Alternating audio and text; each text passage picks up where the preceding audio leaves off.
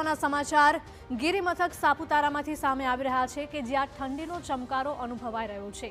અહીંયા આવેલા પ્રવાસીઓ પણ ઠંડીમાં ઠૂંઠવાયા હતા। રાત્રે ઠંડીનો પારો 10 ડિગ્રીએ પહોંચી ગયો હતો। એકાએક કડકડતી ઠંડીથી અનેક લોકો ઠૂંઠવાયા છે। છેલ્લા 2 દિવસથી તાપમાનમાં સતત ઘટાડો નોંધાયો છે। ગત રાત્રે વધુ ઠંડી વધતા લોકોએ તાપણાનો સહારો લીધો હતો। વહેલી સવારે ઠંડી વધતા પ્રવાસીઓ હોટલની બહાર જ ન નીકળ્યા। માર્ગો સુમસામ બન્યા અને સર્પગંગા તળાવનું પાણી ઠંડુગાર બન્યું છે। તો ડાંગનું ગિરિમથક સાપુતારા કે જ્યાં ઠંડીનું પ્રમાણ વધ્યું છે।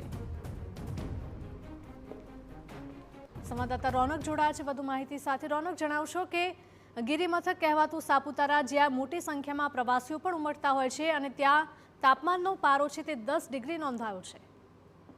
જી ચોક્કસ કહીશું કે પ્રમાણે ઠંડીની આગાહી હતી જે ગિરિમથક છે ત્યાંથી શરૂઆત થઈ ચૂકી છે। 2 દિવસથી જ્યારે ઉકળાટ હતો તે ઉકળાટ બાદ લોકોને લાગતું હતું કે હવે ફરી માવઠું આવશે, પરંતુ માવઠું નહીં, પણ અચાનક ઠંડી એકદમ એકાએક વધી ચૂકી છે અને લોકો જે સાપુતારા છે ગિરિમથક ત્યાં પ્રવાસીઓ જે આવતા હતા એ પ્રવાસીઓ અત્યારે એકાએક ઠંડીને કારણે ઠૂંઠવાઈ ચૂક્યા છે।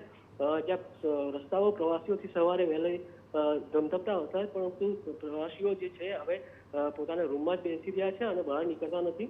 અને જે નાકા છે પોલીસ નાકું હોય કે ફોરેસ્ટ નાકું હોય, દરેક જગ્યાએ તાપણાનો એક સહારો લેવા માટે લોકોને સુવિધા પણ ઉપલબ્ધ કરી આપી છે।